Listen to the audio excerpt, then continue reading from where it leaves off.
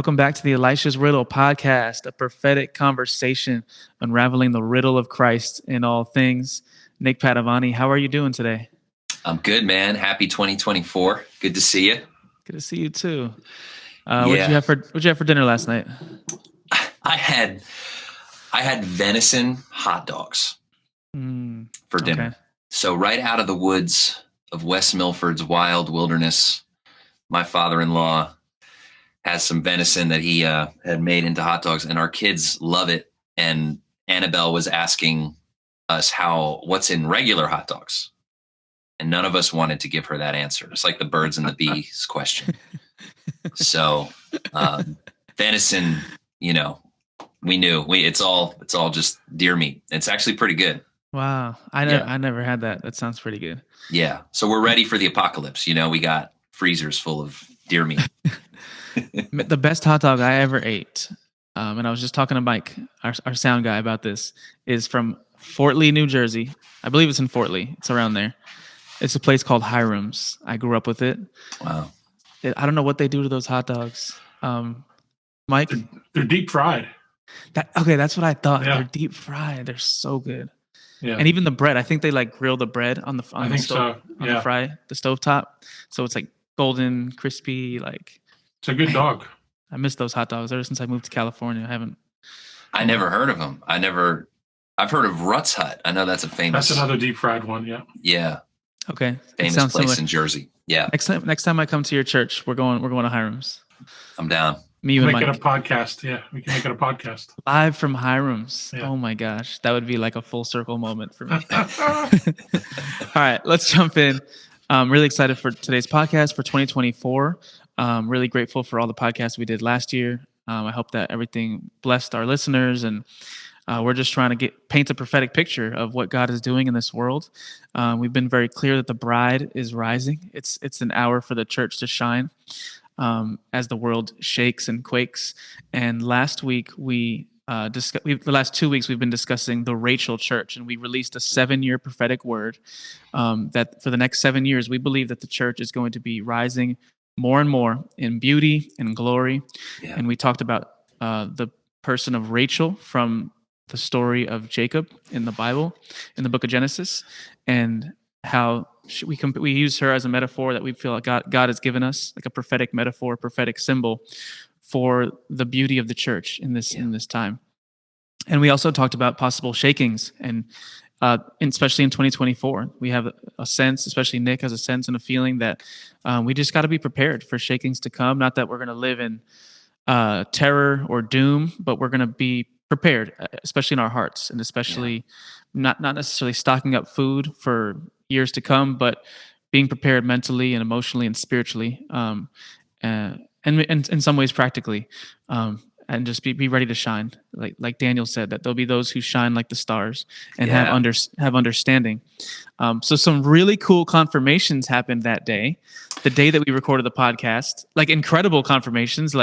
I'm the one that tries to downplay these signs and wonders, but I don't think I can downplay these too. So our sound guy, Mike, had a dream, but even before that, actually the dream did come first, but we didn't find out about the dream till later. But the first thing that happened, Nick, go ahead and share, because you got a very interesting text from California, actually. Yes. Actually, I was with Kelly, my wife, and we met at a Panera Bread after we recorded the podcast to talk about the shaking, the snow globe, right? We were talking about the snow globe analogy of God. When he shakes the earth, it's to manifest righteousness. And that's the Rachel, prophecy here, that there's a shaking coming in 2024 that's actually part of birthing a deeper and truer expression of the bride of Christ, right? So anyway, we recorded that. Maybe an hour later, I was sitting in a Panera Bread with Kelly, and she's texting a dear friend of ours who's in the Los Angeles area, and I was just checking in, saying hi. And after it was a group text, so it was the three of us. And after we kind of said our goodbyes, she texts us back 10 seconds later and says, I'm experiencing an earthquake, right? There's an earthquake happening. And, we asked her, are you okay? What's going on? It passed very quickly. She was fine. And I say to her, I I said, I'm glad you're okay. First of all. Secondly, I was just talking I was just recording a podcast about a shaking coming this year. And this friend responds and she says, I felt like I needed to pick up my phone in the middle of an earthquake and tell you what was happening because God wanted me to tell you this to confirm what he was speaking to you, something he was speaking to you. She had no idea about the podcast. That was intense. And there were some more things that happened in that conversation I'm not going to get into, involving a dream I had that she brought up. And it was, there was more, but it was just God really saying, all right, pay attention here. It's pretty wild. It was on the news. There was a 4.2 on the Richter scale earthquake in Los Angeles. Mike found it was the second one in a week. There was one on January 1st. Right. There was the big one in Japan. And then there was one in Los Angeles. And then this happened a couple days later. So that was right after we recorded the last one. That's crazy. Yeah. My wife was driving down to San Diego that day. So I had to, once you told me that, I had to text her and be like, wow, you're okay, right? Yeah. She was fine.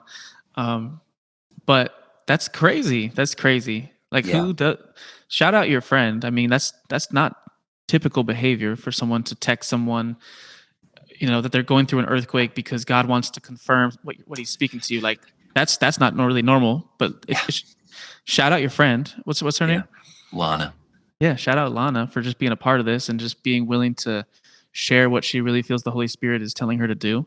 Yeah. That's really cool, man. So, I mean, hey, take that, there's some weight to that. Like our podcast, especially what we shared about shakings in 2024. I mean, can't deny that is a little sign, a little wonder.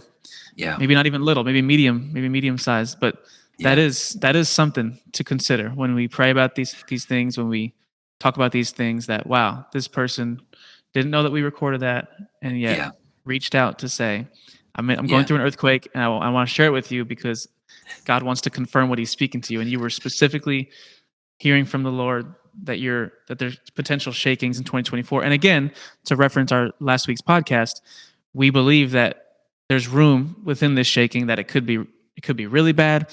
And yet, essentially, if the church will be who she's called to be, it doesn't maybe have to be as bad as it could be. There's room within the shaking. So yeah, absolutely. That's good.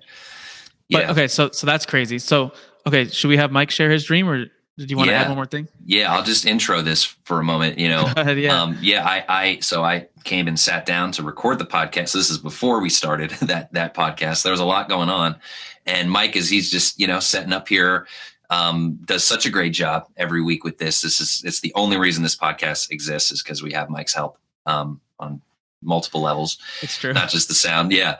So So anyway, but Mike, as he's setting up, he's like, I had an interesting dream. So we had to record the podcast. So he only told me a few details. It wasn't until after the fact that he shared it. And I realized, okay, I think this ties in with the shaking. I think there's something here and I want to share some thoughts about it after he shares. So we're going to bring Mike on camera over here. All right. Lean in, Mike. Legendary. Say hi, What's Mike. Up, Mike? Hey, Dylan, how are you? Good, man. Yeah, that's pretty good. Yeah. Yeah, so I had it was early in the morning, like that part of the morning, you're just kind of in and out of sleep. And I always been trying to, before I go to bed at night, Lord, just give me a dream. I'm not normal to have dreams. Mm-hmm. So this is unique for me. Yeah. And it was kind of in that in and out of sleep part. And what the dream basically was there were 3 cobras. 2 were coming down from the upper left and 1 from the lower right. And they were kind of bluffing back and forth at each other, and never really making contact. But then and kind of going back and really kind of getting aggressive. They kind of do this charging or bluffing kind of thing when they are whatever snakes are doing, whatever they do. And eventually they connected, and all these other snakes came from both sides, and it was just like a whirlwind.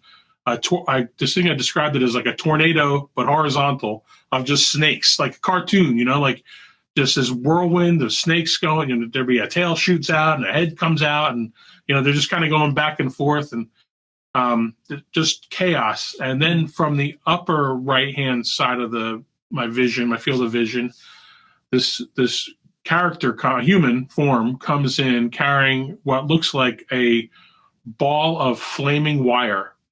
You could think of steel wool, or you could think of like just wires, but they're burning, and just drops it on the pile of snakes, and it goes up in smoke and ashes, and the character just continues to walk off screen, like no big deal. But all that chaos, confusion, burning, gone. So that was then I woke up, but it was kind of weird because I don't have like dreams like that, and then it was that, and so yeah. All right. Wow, thank you, Mike, for sharing that. The guest appearance from Mike. What I guess before you go, is there anything you want to add, like any feeling attached to the dream, or because it was your dream, anything that you felt you wanted to share about the dream, or does it relate to you in any way, or So you're right. I'm definitely checking, like, on like what in my spirit, like what in my life maybe the snakes symbolize. And there's a lot of things. First off, I do follow politics. For a long time in my life, it was I'm a recovering political junkie. So the Lord's shown me that was kind of making an idol of politics for the last maybe 20 years. And now it's not a thing anymore for me. I mean, I still follow it, but it's not like it was. And it's not something the Lord is where I put my hope and trust, and just kind of see I laugh a lot at what the folly of man, but so that may be really what I kind of added to this dream was that, there's these two snakes coming from the left, and not to make it about a political figure, but you can it'd be kind of silly to say that there's that doesn't represent, like the one snake the one snake by itself had an orange tint to it. So it was like a Trump kind of figure coming from the lower right. So it's like a populist thing. And then these other ones were like these two smaller snakes could be like the uniparty of the Democrats and Republicans, whatever. Regardless, they're all snakes, right? So no one's being magnified, no human. So there was a political, it's kind of how it resonated with me, was there was a political element to this whole thing. And so maybe, take that for whatever it is. Maybe though how we in the church kind of do put a lot of our hopes in wrongly. We're not putting it in God. We're putting it in mankind, putting it in politics. We're putting it into things that aren't right. And here comes this character who I kind of think of as God, comes along with his ball of flaming wires and just, and it's all nothing. And that's what kind of where it can kind of get a little scary. Yeah. Or you're like, what does that mean? But other than to say, like, I just have hope, though, regardless of whatever that means. Yeah. Whatever it looks like at the post or in the moment, if there's a reality to this vision, then there's hope. We don't put our faith and trust in mankind. We put it in the Lord. Yeah. Right. And and I think that's how I kind of. That's how I've been dealing with it post the dream, and I tried to examine it for any personal stuff, and it was just kind of like a weird dream. So that's how I'll leave it there. For you can take it out again, like you guys have said, take it one way or another. Yeah, and sometimes it pans out, and sometimes it doesn't. But it's interesting that we have these dreams, and I do believe that the Lord communicates it to us through dreams, and it takes wisdom to discern and interpret. So that's good. Yeah, that's really cool. I like how you described the man who dropped the ball. It was you probably did it by accident, but it was almost like exactly how like Daniel described, like there was one kind of like a man, like the appearance of a man. It was like exactly how you described this.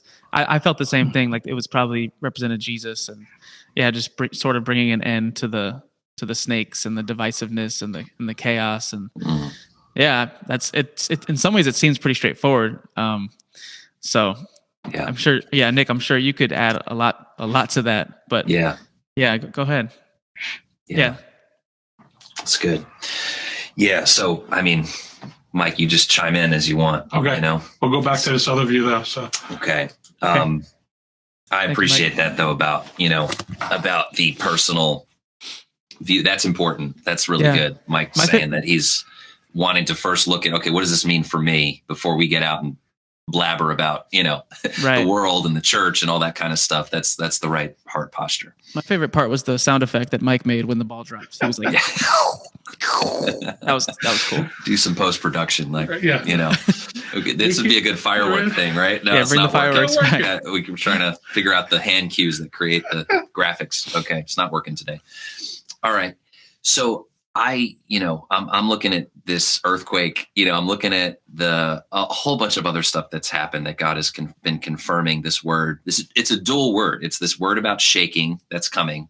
But the bigger message is that it's like birth pangs. It's producing something really beautiful, really glorious. That sounds exactly like every Old Testament prophet ever. Like that's when you study the Bible in college, it's like the prophets brought a dual message. It was one of judgment, but judgment that would lead to something beautiful. So go ahead. Right. It's Jeremiah through and through. Jeremiah gets a vision of an almond branch. God, and right early on, right at the beginning, when he comes to him as a youth, God says, I knew you, fashioned you in your mother's womb. And then he gives him a vision. He sees this beautiful almond branch. And then he sees a vision of this boiling pot of water pouring over the land from the north. And that speaks to this time of crisis that was coming, but was ultimately going to produce the almond tree of righteousness and unity and God's kingdom, plan. So it's a similar thing. For those who don't know, Nick's church is called the Almond Branch. I just have to point that out. Pretty cool. Wouldn't know that, but most people know that. Some listeners on my end in California probably don't. Yeah, so good. All right. Yeah, you named your church after that passage, which is interesting. Not to make it all about you and your church, but for a moment here, like, I don't know, the fact that God did call you to call your church that, and now we're living in these times that has a similar. There's similar things unfolding in America and in the world as in the times of Jeremiah. Yeah, I would say that God's positioned and is positioning you and your church to be ready for these times. So right, go ahead. Amen. Yeah, help us, Jesus. Yeah. Let's go to the left and the right though. Okay. Go ahead a little bit into it. So it doesn't take a prophet to say that when we talk about shaking in 2024, we're talking about an election year that has been boiling. The pot of water's been boiling for a long time in terms of the social fabric and the media and the left and the right and all of that. And as Mike, pointed out, this is about like a spiritual reality here. We're not demonizing people, on the left or the right. But there is this absolute plan that the enemy has through political parties to divide and conquer. God, I believe, and this is something I don't just say this. Some people may parrot these words or say something similar because they heard it from a pastor or a book or something. But for me, I felt this personally when I went to Washington, D.C. a number of years ago and stood at the Lincoln Monument. I believe that God has a plan. I know that he has a beautiful plan for our nation, our very broken, complicated mess of a nation. He has a plan for it.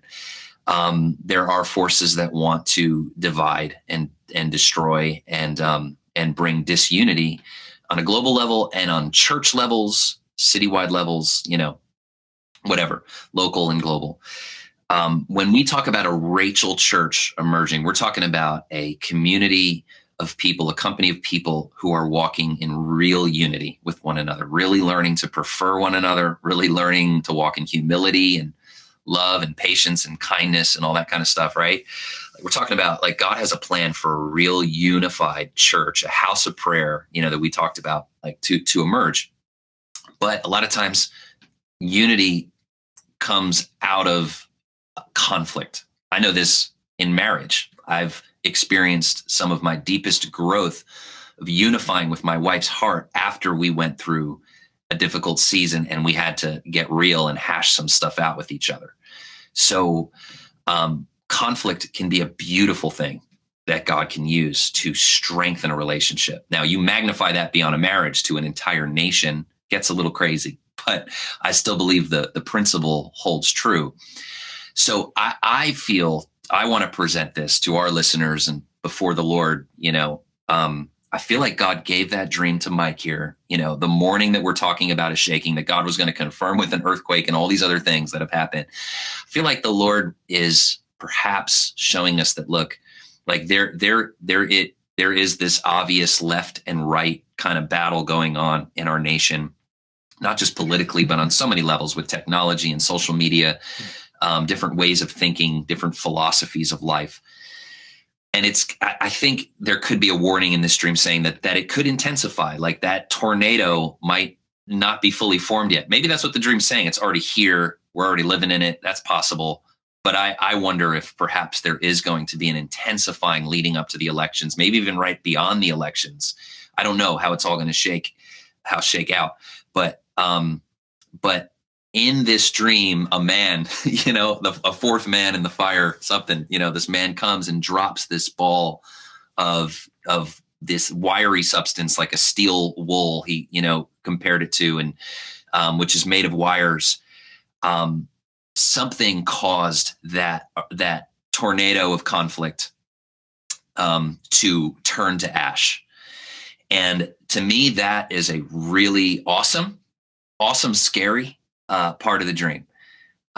Because we were talking about, this sense that, I've had for a number of weeks, and I've shared the story of how I've kind of come to this conclusion of the potential of something happening with our power grid, with our electronic communications, that something might happen towards the end of the year that could really debilitate our nation and our infrastructure. But and didn't you look up what the steel wire isn't steel wire used for? The same material made of that steel wool is made of is the same types of metals are used for the wires that connect our internet or all that kind of stuff. Any conducting, So that one might be a reach, but at the same time, that could be a little bit of pointing towards. Maybe I not. don't know. Maybe not. Maybe not. The bubble, the mysterious bubble just popped up. Yeah. Go ahead. I'll let you continue then. Go ahead. Yeah. I don't want to go against the bubble. No. This is where we honestly are approaching this with an openness, open hands. When you get revelation from God, and you have to have some humility to say I could be wrong on how this could all play out. But there could be a disruption that comes that actually God uses to break down, to quiet some social unrest that develops over this year politically. And so whatever that means, whatever that looks like, that's kind of what I personally took from the dream, that there could be something that happens that's, that ultimately God uses, bringing us into the next year and this next season as a nation, into a place where what previously caused all this conflict and chaos is now, it's not going to be perfectly behind us by any means. There's always going to be, issues until the Lord fully, appears. But I take the dream as an encouragement overall, that there will be shaking politically this year. There could be something from the outside that comes in that disrupts our communications and our media and all that stuff, but that God is going to bring to ash the deception. Okay. Because snakes ultimately are symbols of deception. Like when you get snakes in a dream, it usually has to do with a lie. Yeah. You don't need a dream interpreter master to, give you that one. You just, read the Bible. It's pretty clear that snakes point to deception and lies. And John Paul Jackson, a great teacher of dream interpretation, would also say that they're known for their tales. They tell tales. So they're a metaphor on many levels of lies. And ultimately it's lies that divide us. It's lies that keep us behind walls of fear and division. And the enemy is that puppeteer, for our Star Wars fans, the Palpatine, behind the scenes. It was him all along in the final Star Wars movie, right? He's the enemy is the puppeteer that works behind the political parties. We don't wrestle with flesh and blood, right? There's the powers and principalities, these deceptive forces that are trying to increase hostility and hatred and division, and ultimately tear apart God's family, because that's what this is really about. It's about God's kids. God's heart is not for one party to win or one thing. His heart is for his kids to come together around the table of grace. And so, that's good, man. Yeah, I just, man, yeah. I think of really just the nature of Christianity in general, right? It's apocalyptic. Like the book of Revelation uses the Greek word apocalypse. I've talked about this before, but the word just means that things would be revealed, right? Right? And so what we're seeing, and I think we've been seeing it, and really since Jesus walked the earth, he revealed things. He revealed things that were bad, like sin, like people were exposed. Sort of the emperor has no clothes. Like he give to Caesar what is Caesar's. It was clear that that people who knew Jesus, like you recognize, like the political system of this world is just not. It's not what we put our trust in. We put our trust in the King of Kings and the Lord of Lords. And I just think we're living in days that are apocalyptic. And what I mean by that, not that Jesus is coming back, next year, but that we're living in apocalyptic times where things that have been hidden in the dark, like you're saying, deception and all these behind the scenes, I'm not too much of a conspiracy theorist, but like you said, it doesn't take a prophet or a conspiracy theorist to, at this point in 2024, we've all been sent a link. At some point, one of your friends or uncles or family members has sent you a YouTube link or a Facebook link, and it's made you go, "Huh? Maybe there's more going on in this world right now than they're letting us on." And it comes from both. It comes from both parties. Like Mike's dream. I kind of, the right and the left. There's plenty of deception on both sides. Yeah. But the good news is that Jesus is on the throne. He's the Lamb. The Lamb there's a Lamb on the throne. There's someone there's a tender, laying down his life for the world Lamb on the throne, guiding history. And I put my confidence in that. And so I'm excited in some ways I get excited when I hear about shakings, even though it is scary. And I think now that I have, have a kid for the first time, like it is, it makes you think even a little deeper, like, okay, we don't want them to grow up in a world, right? Or even elderly people or in a world that's like on fire. But also we have to be realistic. Like the world is on fire. The world has always been on fire. This is that's right. Good. Like we have come into an unshakable kingdom, which is like the presence of Jesus and the Holy Ghost and the Father.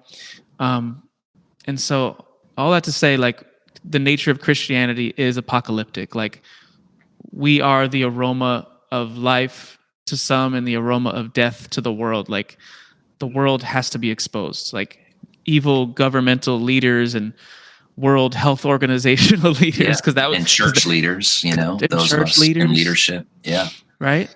Things have to be exposed. Everything that's done in the dark will come to the light. Yeah. Now Jesus is incredibly merciful and tender, and I think he tries to expose things in the most gentle way possible, so that for the least amount of collateral damage, and so that people will not be shamed. That's the truth, right? Mm-hmm. It's a big one, right? Because the enemy will quickly use this whole idea of things getting exposed, and then he'll heap up condemnation on people, and he'll want people put people away for good and ruin their careers. And I don't think that's the heart. I don't think that's the heart of God either. Yeah. So, but last thing, this also reminds me of Avengers, and I think like I've never been able to shake the Avengers, Infinity War, and Endgame. Yeah. And you, Nick, did a series all the way back in 2016, 17? 16, right before the elections in 2016. Yeah. So this is in the archives of Elisha's Riddle for our subscribers. You can go back and find these. Nick did some articles on the Avengers and how at that time the Civil War movie came out, so it was this civil war between Iron Man and Captain America. Yes. And essentially, honestly, Two Nick's friends. articles have mostly come true. There was a lot of truth in those articles, and you can go back and check those out. But we have experienced in some ways a civil war in America between the left and the right. It hasn't been. We called the article a cold civil war because the idea of a cold war is that it doesn't involve, weapon, like actual hot weapons, bombs and stuff. So, yeah. And then Infinity War to me really does compare to COVID. It really does compare to the pandemic. That might be a stretch. That's maybe much more of a personal thing for me. The snap, or is that what you're talking about? Yeah. Let me get specific. When Thanos does the snap and kills half of mankind and just disrupts the whole world, the world was never the same.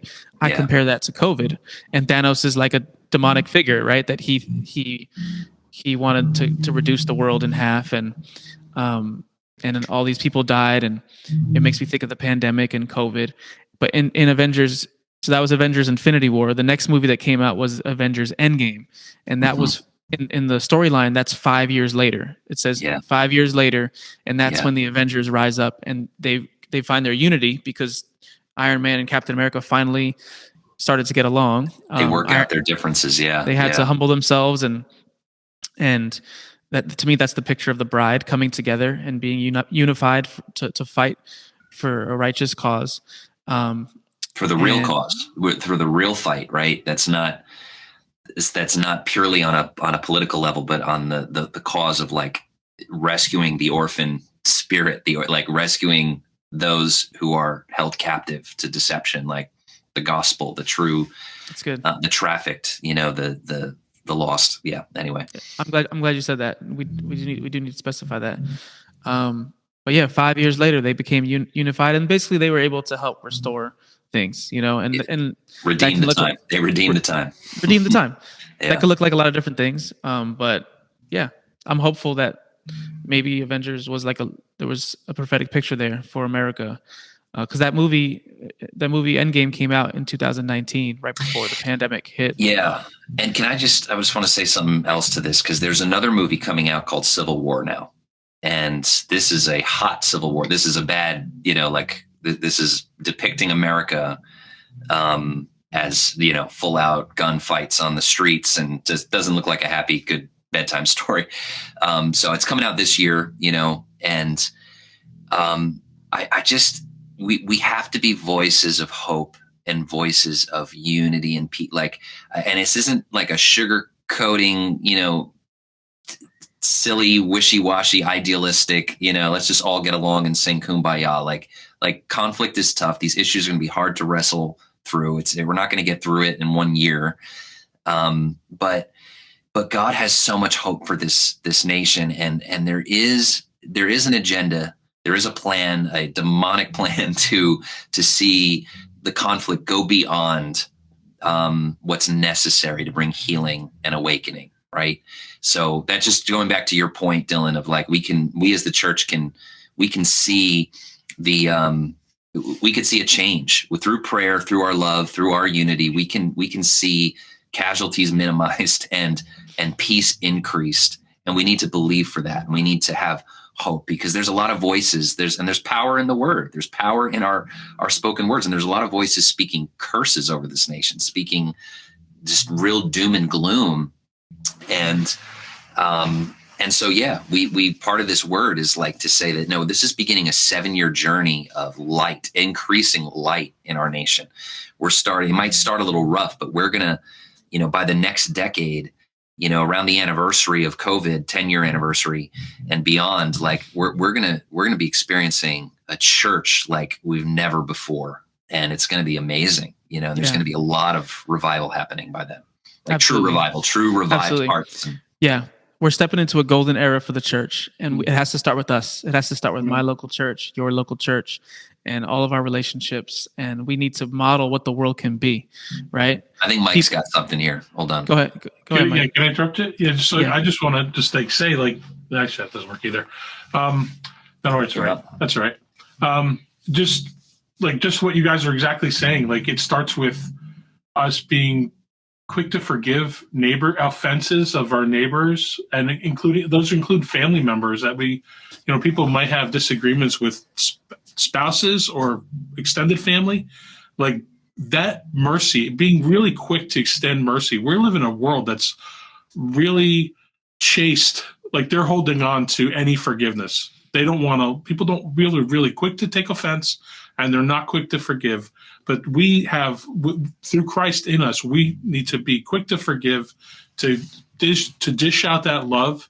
That's where we're going to be the opposite. We're going to be countercultural, that. We're for the world. We're for the world coming to the knowledge of Christ, and for Lord to work in people. So having that quick, acting in that ability to say, not taking offense. And when you do feel offense, when that there is that thing, being quick to forgive that person, that is really where we're going to have the biggest change. Right. Yeah. Because my pastor was just saying the other day that that's really the issue on the left and the right is no side will ever take responsibility for their own wrong in it. Right. They will always accuse the other side. That is, they will never do it. The people will never take responsibility. And we can, like Mike just said, we can be the absolute opposite and be countercultural and be quick to forgive and show mercy. And so I think that's the way we got to go in these exciting times and challenging times. So thank you guys for being with us today. Yeah. You got anything to add, Nick? Yeah. I'll just say in closing that this really is the heart of the book, The Snow Globe. Not that I want to forever pitch this book out there, because I struggle with our promoting our works. But we want it, but we believe in this thing. So I just want to say that the heart of the book is about seeing from God's perspective. And when God looks at people on the left, on the right, wherever they find themselves in this world, he sees his kids. He sees little boys and girls that are in the mud, a lot of them throwing mud at each other's face, and these puppeting forces of darkness, spewing accusation and fear in their hearts, making them all the more anxious, and then raising their voice and getting more angry and more defensive. And God he sees his beloved children made in his image, who have the full potential to walk in love and peace. We have that inside of us. That's the reality of Christ that fills all things, that I believe the ultimate apocalypse, and this is what the book really gets at, is the ultimate revealing is Christ, who's already with us, already defines us, already surrounds this world and holds it in his hands.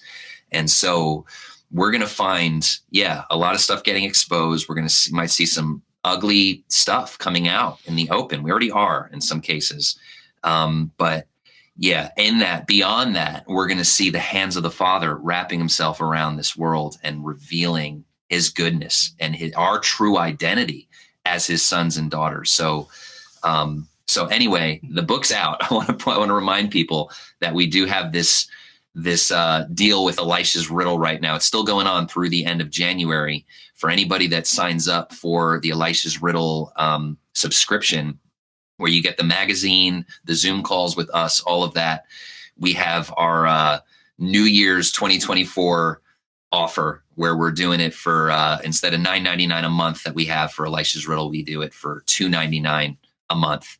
And then you also get a free copy of The Snow Globe, which should be going out to bookstores very soon, Amazon.com. But we have it ready for our subscribers to Elisha's Riddle. So want to plug that just one more time there. Awesome. Good stuff. Check it out, guys. We'll be back next week, and we'll keep unraveling the mystery of Christ. Love you guys. Yeah. Bye.